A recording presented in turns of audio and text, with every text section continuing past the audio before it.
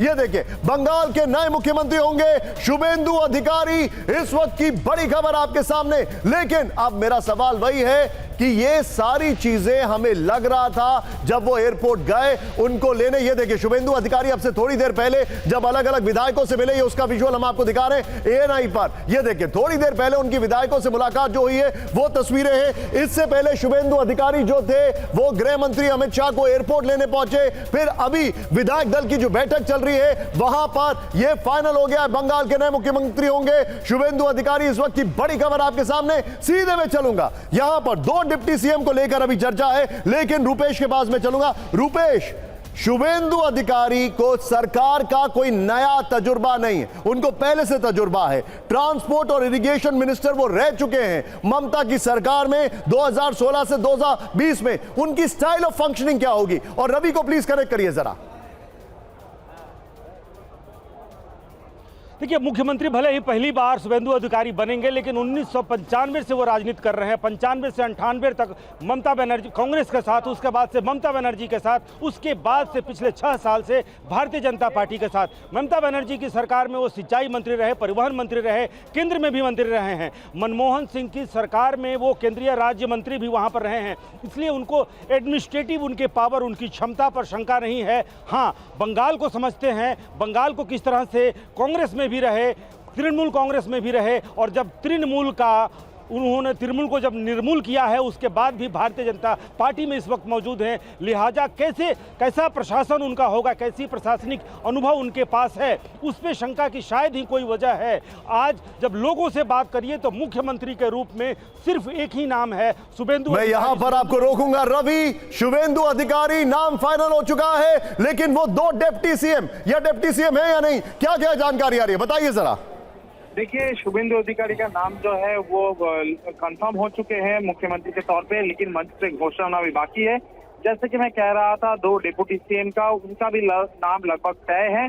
उनमें से अग्निमित्रा पॉल एक है जो कि महिला उप मुख्यमंत्री बनेंगे, और इसके साथ साथ निशित प्रामाणिक का भी नाम सुना जा रहा है, वो भी उप मुख्यमंत्री बन सकते हैं। तो ये तीनों का नाम लगभग कंफर्म है, लेकिन मंच से घोषणा होना भी बाकी है, क्योंकि सारे लोग जो है संगठन के छोड़ के सारे बाहर खड़े हैं। तो वो जैसे ही होंगे वो खबर दिया जाएगा। लेकिन अभी तक जो खबर आ रही है, शुभेंदु अधिकारी, निशित प्रामाणिक और अग्निमित्रा पॉल, उनमें से अग्निमित्रा पॉल और शुभेंदु अधिकारी का नाम 100% कंफर्म है। अब निशित प्रामाणिक को लेके थोड़ी डाइसी है, लेकिन वो भी शायद लगभग कंफर्म हम मान के चल सकते हैं। उसका बाद आगे जैसे बीजेपी तय करता है, क्योंकि बीजेपी हर समय चमक कुछ देती है। यहाँ पे भी अगर ऐसा कुछ चमक हुआ तो वो अलग बात होगी। आप जो बता रहे जानकारी यहां पर, लेकिन अब मैं सीधे चलूंगा रुपेश के पास। रुपेश, काफी तजुर्बा है एडमिनिस्ट्रेशन का, लेकिन जो खबर आ रही है वो खबर यह है कि होम मिनिस्ट्री शायद इनके पास रहेगी, शायद, अभी मैं कंफर्म नहीं कर रहा हूं। लेकिन सबकी नजर है डिप्टी सीएम, और डिप्टी सीएम में निशित प्रामाणिक समझ में आता है, अग्निमित्रा पॉल, अग्निमित्रा, ये दोनों का अगर हम सीधे सीधे अपने दर्शकों को बताएं इनका रिज्यूमे कि इनके अचीवमेंट्स क्या हैं, इनके वहां climb up to that ladder के पीछे की वजह क्या है, बताइए जरा। देखिए, लोगों की इच्छा ये जानने में जितना है कि कौन मुख्यमंत्री होगा, कौन दो उप मुख्यमंत्री होंगे, उतना ही अहम है कि गृह मंत्री किसके पास होगा। वो इसलिए क्योंकि सरकार बीजेपी की बन रही है, और सबसे बड़ा जो लोगों की उम्मीदें हैं, जो लोगों की आशाएं हैं, जो लोगों की आकांक्षाएं हैं, और जो बंगाल है, बंगाल जो बन गया था, उसको फिर से अपने ट्रैक पर लाने में सबसे अहम भूमिका गृह मंत्रालय की होगी, गृह विभाग की होगी। जो वादे शुभेंदु अधिकारी ने किए हैं, जो वादे अमित शाह ने कहा कि उल्टा लटकाकर सीधा करेंगे, वो सीधा करने का काम जिसके पास होगा वो गृह मंत्री होगा। और अगर गृह मंत्रालय मुख्यमंत्री के पास रहता है, और मुख्यमंत्री अगर शुभेंदु अधिकारी होते हैं, बड़ी खबर, अग्निमित्रा पॉल हो सकती है डिप्टी सीएम इस वक्त की बड़ी खबर। हमारे पास उनका बाइट वाला शॉट भी है, वो प्ले करिए जरा, थोड़ी देर पहले का जो बाइट वाला है दिखाइए जरा। निशित प्रमाणित हो सकते हैं दूसरे डिप्टी सीएम इस वक्त की बड़ी खबर आपके सामने। ये बड़ी खबर, अग्निमित्रा पॉल और निशित प्रामाणिक, ये दो डिप्टी सीएम हो सकते हैं इस वक्त की बड़ी खबर। सीधे मैं चलूंगा बिपिन चौबे के पास। बिपिन, इसकी और डिटेल दिखिए।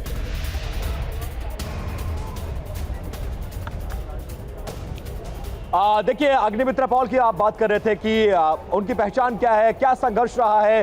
देखिए, पिछली बार सयानी घोष को हरा कर आई हैं, महिला मोर्चा में रही हैं, पार्टी के कैडर से लोकसभा चुनाव लड़ी, लेकिन हार गई, लेकिन पार्टी नहीं छोड़ी और एक मशहूर फैशन डिजाइनर के तौर पर वो यहां जानी जाती थी। 2019 में उन्होंने भाजपा ज्वाइन किया और उसके बाद से लगातार वो संघर्षरत रही।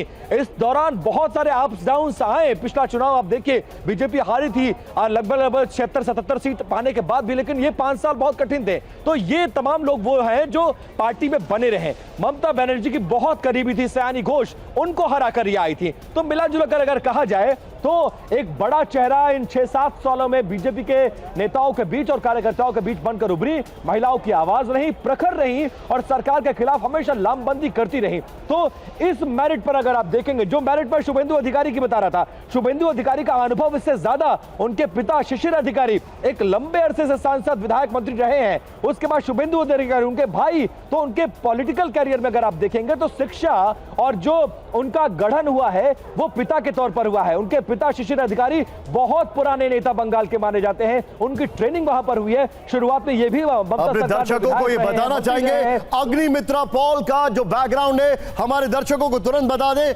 आसनसोल, ये जरा ध्यान से देखिएगा जितने भी दर्शक इस वक्त हमारे साथ जुड़ रहे हैं, आसनसोल साउथ से जीत कर आई हैं, दक्षिण से 51 वर्ष की हैं, करीब 40,800 वोटों से, एक बड़ा मार्जिन है, 40,000 से ज्यादा वोटों से जीती हैं।